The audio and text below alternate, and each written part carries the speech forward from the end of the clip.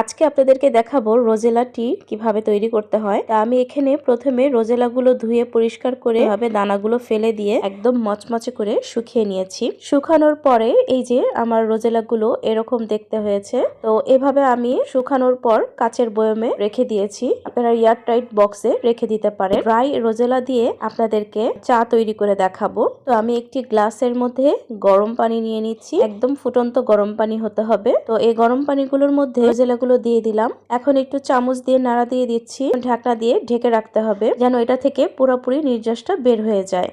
আপনারা জাস্ট একটু তাকিয়ে দেখেন কিভাবে কালারটা চেঞ্জ হয়ে যাচ্ছে, একটা রেডিশ কালার বের হচ্ছে। Just amazing. মানে আমার কাছে এই চাটাও যেমন খুব মজা লাগে, ঠিক তেমনি আমার এই সিনটা দেখতেও খুব ভালো লাগে। কিছুক্ষণের মধ্যে দেখবেন কালারটা চেঞ্জ হয়ে যাবে। চাটা খেতে হালকা টকটক লাগবে। এটার মধ্যে মধু বা চিনি কোনো কিছু ইউজ করার দরকার নাই। এটা শুধু এভাবেই খেতে হয়। এটা স্বাস্থ্যের জন্য খুবই উপকারী। আপনারা নিয়মিত যদি এই রোজেলা টি খান তাহলে এই শীতের সিজনে আপনাদের স্কিন ভালো থাকবে এবং আপনাদের ঠান্ডার সমস্যা যাদের অনেক, তাদের জন্য অনেক ভালো কাজ দিবে।